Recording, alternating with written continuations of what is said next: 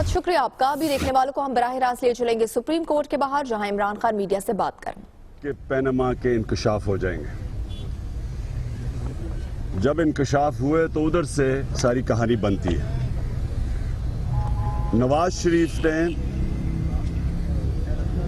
Assembly के अंदर एक रिटन तकरीर में कहा कि जब लोगों ने पूछा कि जी ये इंकशाफ हुए हैं जो पैनमा के, ये किधर से है, मनी ट्रेल किधर है, तो असेंबली में तकरीर में वाज़े तौर पे कहा कि मेरे पास सारे दस्तावेजात हैं।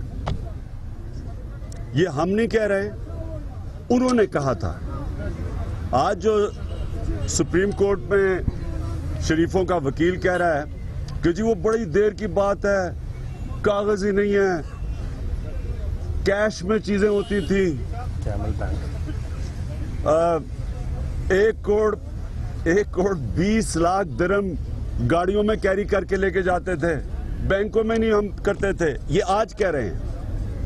असेंबली में नवाज शरीफ ने वाज़े तौर पे कहा हमारे पास सारे दस्तावेजात मौजूद हैं, अब जब चाहे हम अपने आप को एहतसाब के लिए पेश कर सकते हैं।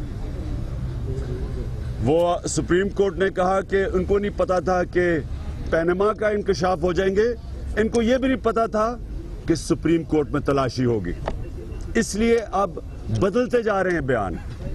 क्या उस वक्त कह रहे थे असेंबली में और आज जमीन आसमान का फर्क आ गया कि ना कोई अब एविडेंस मिल रही है, बयानात चेंज हो रहे हैं। वो असेंबली में कहा कि पैसा गया वहां दुबई से गया जद्दे और जद्दे से लंदन पहुंचा। इधर अदालत में कह रहे हैं कि दुबई से पैसा गया, नहीं पहले कैश में दिया पैसा कतरी को, और कतरी से फिर कतर गया और फिर कतर से सीधा लंदन पहुंच गया, जद्दा उड़ गए बीच में से।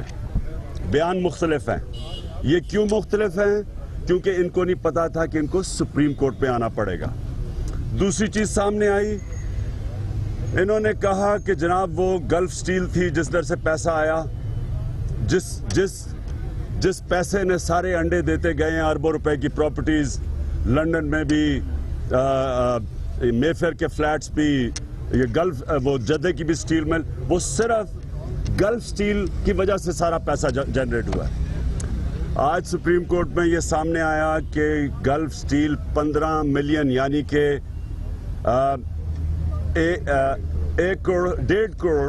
1 करोड़ 50 लाख का नुकसान कर बैठी थी। 1 करोड़ 50 लाख दिरहम का नुकसान कर बैठी थी, तो पैसा कैसे आगे चला गया? उन्होंने पूछा कि बताएं जनाब आपके और इनके अपने जो इनके दस्तावेजात हैं उसके मुताबिक गल्फ स्टील नुकसान कर रही थी, तो अगर वो 1.5 करोड़ दिरहम का नुकसान कर रही थी तो आगे पैसा कैसे चला गया? कोई इसका जवाब नहीं था। जवाब ये आया कि जी वो बड़ी देर पुराना भूल गए हम, वो मियाँ शरीफ के ऊपर सारा कुछ बेचारे मियाँ शरीफ पर डाल दिया है। पहले तो ये नहीं बता सके कि वो पाकिस्तान से पैसा दुबई आया, क्योंकि दुबई में इन्होंने कैसे मिल शुरू कर दी, तो वो भी मियाँ शरीफ बेचारों के ऊपर डाल दिया कि वो मनी लॉन्ड्रर उनको बना दिया। उसके बाद ये पता चला कि जो 1.5 करोड़ दिरहम था वो किधर से आपके पास पैसा आया कि वहां से आगे कतरियों के पास आपने 1 करोड़ 20 लाख दिरहम आगे दे दिया, और वो भी कैश दिया, बैंकों के जरिए नहीं दिया, क्योंकि बैंकों के जरिए देते तो मनी ट्रेल थी। कोई मनी ट्रेल नहीं है अभी तक, ना ये बता सके कि वो पैसा किधर से आया।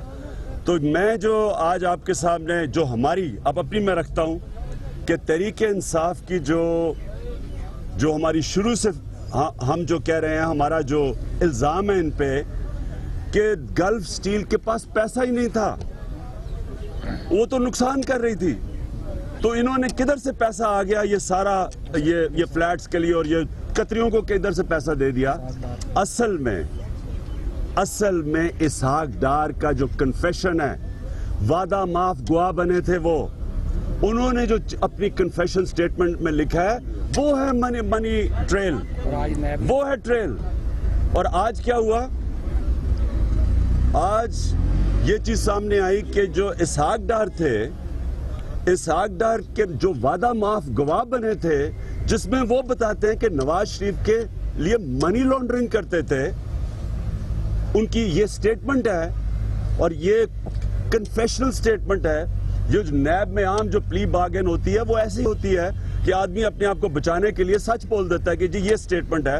اگر وہ آپ سٹیٹمنٹ پڑھ لیں اسحاق ڈار کی جو کنفیشنل سٹیٹمنٹ ہے, اس میں ساری منی لانڈرنگ کی ٹریل دی ہوئی ہے. یہ دبئی سے نہیں ٹریل گئی, یہ اسحاق ڈار کے جو کنفیشنل سٹیٹمنٹ ہے اس میں منی ٹریل آ رہی ہے. اور کس نے اسحاق ڈار کو جو کیس تھا ہائی کورٹ میں گیا اور ہائی کورٹ سے بری کروا دیا, آگے اپیل نہیں کی نیب نے, کس نے کروایا؟ یہ جو موجودہ نیب کا چیئرمین ہے اس نے کروایا. اس کو کس نے بنایا؟ نواز شریف نے بنایا. نواز شریف نے اپنے آدمی کو بنا کے جو گواہ تھا نواز شریف کے ساتھ کے خلاف منی لانڈرنگ کا, جو گواہ تھا اس کو بری کروا دیا. تو سپریم کورٹ نے اب نیب کی بھی آگے ڈیٹیلز منگوائی ہیں اور آج جو ڈسکشن ہوئی ہے, میں سمجھتا ہوں کہ پھر سے میں یہ کہتا ہوں کہ جو بھی اس کا نتیجہ ہوگا پاکستان کی بہتری ہوگی. کبھی پاکستان کی تاریخ میں اس طرح کی تلاشی نہیں لی گئی کسی طاقتور کی. اور میں آخر میں ایک اور پوائنٹ کہنا چاہتا ہوں کہ دیکھیں, کوئی بھی دنیا کی جمہوریت ہوتی پرائم منسٹر کو ریزائن کرنا پڑنا تھا. کیوں کرنا پڑنا تھا؟ کیونکہ سارے جو ادارے ہیں وہ اس کے نیچے ہیں. یہاں تو کوئی آزاد ادارے ہیں ہی نہیں, یہ تو کنٹرولڈ ادارے ہیں. اب نیب یہی ثابت ہوتا ہے کہ نواز شریف اگر خود نیب کا چیئرمین بنائے گا, کیسے نواز شریف اپنے خلاف ایک جو وعدہ معاف گواہ ہے اس کی سٹیٹمنٹ کیسے وہ چلنے دے گا, کیونکہ نواز شریف خود پھنس جائے گا. کانفلکٹ آف انٹرسٹ ہے. اس لیے کہیں بھی دنیا میں جب بھی جمہوریت میں بات کر رہا ہوں, بادشاہت میں نہیں, ڈکٹیٹرشپ میں نہیں, جمہوریت کے اندر جب بھی ایک تفتیش شروع ہوتی ہے کسی وزیر کی, کسی پرائم منسٹر کی, اس کو ریزائن کرنا پڑتا ہے کیونکہ اس کے نیچے ادارے ہیں, سارے ادارے. ایف بی آر اس کے نیچے ہیں. ایف بی آر کاغذات بنا رہی ہیں ان کو بچانے کے لیے, شریف خاندان کے لیے مینوفیکچر کر رہے ہیں کاغذات, چیزیں آ رہی ہیں جن میں غلطیاں ثابت ہو رہی ہیں. نیب ان کے نیچے ہے, نیب کے پاس سارا کیس پڑا ہوا ہے. ایف آئی اے ان کے نیچے ہے. 98 میں ایف آئی اے نے تفتیش کی تھی نواز شریف کی منی لانڈرنگ کی, وہ ان کے نیچے ہے. وہ کیسے پروسیڈ کرے گی؟ اور وہ جو ہے ایس ای سی پی جنہوں نے کمپنیز کو پرویکٹ کرنا تھا, جو تفتیش کرنی تھی, وہ بھی انہوں نے اپنا آدمی بٹھایا ہوا ہے. اسٹیٹ بینک کا نمبر 2 وہ آدمی بیٹھا ہوا ہے اسٹیٹ بینک میں جو اسحاق ڈار نے اپنے کنفیشن سٹیٹمنٹ لکھا ہے کہ منی لانڈرنگ کرتا تھا نواز شریف کے لیے, وہ آج نمبر 2 بیٹھا ہوا ہے اسٹیٹ بینک پہ. تو کیسے, مجھے بتائیں کہ کیسے؟ یہ تو ہم اپوزیشن ہے جو شکر کریں کہ اللہ نے انکشاف کیا ہے پینما میں. وہ نہ ہوتا ہم 200 سال لگے رہتے, ہمیں کچھ نہیں ہونا تھا. ہم کیسے ادھر پہنچتے؟ وہ تو ادھر سے پھنس گئے ہیں. وہ تو اب ان کے انٹرنیشنل جرمن اخبار میں لکھا جا رہا ہے ان کی منی لانڈرنگ کا. بی بی سی کہہ رہی ہے, آئی سی آئی جے کی ویب سائٹ پہ ہے سارا کچھ. تو وہ تو مجبوراً یہاں پہنچے ہیں. نہیں تو اگر جس ملک کے اندر نیب آزاد نہیں ہے, ادارے آزاد نہیں ہیں, ڈیموکریٹک نہیں ہیں, یعنی وہ کنٹرولڈ ہیں, وہ ڈکٹیٹرشپ کی طرح کنٹرولڈ ہیں, آپ پکڑ ہی نہیں سکتے کسی طاقتور مجرم کو. جب ایک پرائم منسٹر اپنی کرپشن بچاتا ہے, وہ ساتھ ساتھ بڑے طاقتور لوگوں کی بھی کرپشن بچا دیتا ہے. ملک کیسے بچ سکتا ہے؟ ملک تو لوٹا جاتا ہے جب ایک پرائم منسٹر اوپر بیٹھ کے نہ نیب کو فنکشن کرنے دیتا ہے. اب مجھے بتائیں اس ملک کا کیا مستقبل ہے؟ سیلف کنفیسڈ, مانا ہوا ایک کنفیسڈ منی لانڈر آپ کا فائنانس منسٹر ہے, اور جو پرائم منسٹر ہے, پرائم منسٹر کے لیے کرتا تھا, وہ پرائم منسٹر ہے آپ کا. مجھے بتائیں اس ملک کا کیا مستقبل ہے؟ آپ کیسے پکڑ سکتے ہیں پٹواریوں کو, غریب لوگوں کو؟ یہ جیلوں میں جو بیچارے غریب لوگ بھرے ہوئے ہیں, ان کی تو ساروں کی ملا کے کرپشن ان کی ایک ڈیل سے کم ہے. ان کو ہم نے جیلوں میں ڈالا ہوا, ان کی بچے بچارے, نہ کوئی سوشل سیکیورٹی ہے, بچے برباد ہو رہے ہیں, کھانا کمانے والا جیل میں چلا گیا. اور یہ ایک ڈیل پہ اتنا پیسہ بنا سکتے ہیں, اور ان کے لیے سارا کچھ, سارا نظام کنٹرول کیا ہوا ہے انہوں نے کہ بس ان کو نہ پکڑے.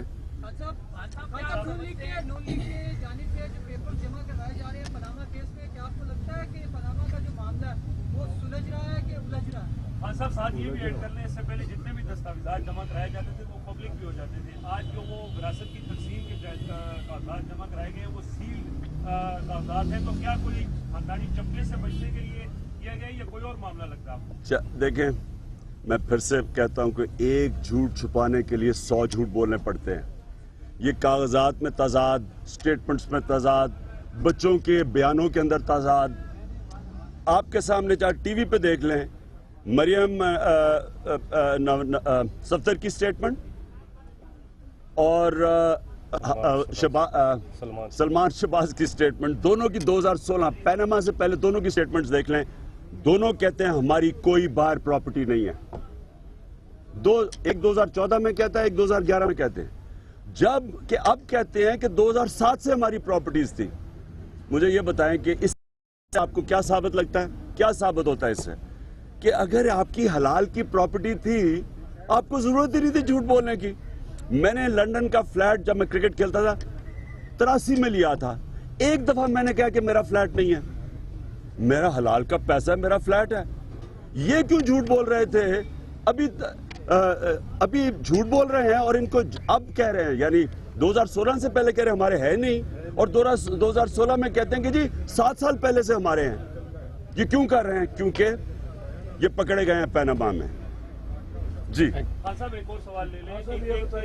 خان تیرے کیس سے انقلاب آئے گا، یہ عوام کا نعرہ ہے. سپریم کورٹ کمیشن کی طرف تو نہیں جا رہا، اگر کمیشن بنایا تو پھر دیکھیں جی، اب جدھر کیس پہنچ گیا نا، یہ ہے پاکستان کے مستقبل کا فیصلہ ہو رہا ہے. اس میں سپریم کورٹ جو بھی کرے گا، جدھر بھی جائے گا، ساری قوم بھی ساتھ دیکھ رہی ہے یہ، اور ظاہر ہے ہم بھی ساتھ جائیں گے اور ہمیں اعتماد ہے. ہم نے پہلے سے کہا ہوا ہے، میں نے کیس سے شروع سے پہلے کہا کہ جو بھی فیصلہ ہوگا ہمیں قبول ہوگا. عوام کا نعرہ خان تیرے کیس سے انقلاب. آپ دیکھ رہے تھے سپریم کورٹ میں عمران خان میڈیا سے گفتگو کر رہے تھے اور ان کا یہ کہنا تھا کہ شریف فیملی کے بیان روز بروز بدلتے جا رہے ہیں. عدالت میں کہہ رہے ہیں کہ قطر میں پیسہ کیش گیا اور لندن کا ذکر ہی نہیں کیا گیا.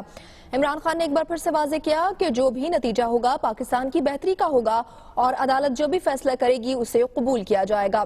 انہوں نے کہا کہ ایسے پہلے کبھی کسی طاقتور کی تلاشی نہیں لی گئی جس طرح سے پیناما کیس میں نواز شریف کی تلاشی لی جا رہی ہے. انہوں نے کہا کہ یہاں کنٹرولڈ ادارے ہیں اور ادارے آزاد نہیں ہیں. تمام ادارے نواز شریف کے انڈر ہی کام کر رہے ہیں، لہٰذا وہ اپنی تمام تر مدد نواز شریف کو فراہم کر رہے ہیں. انہوں نے کہا کہ دنیا میں جمہوریت میں کہیں بھی تفتیش شروع ہو تو سب سے پہلے وزیر اپنے استعفے پیش کرتے ہیں، اس کے بعد ہی کارروائی شروع کی جاتی ہے.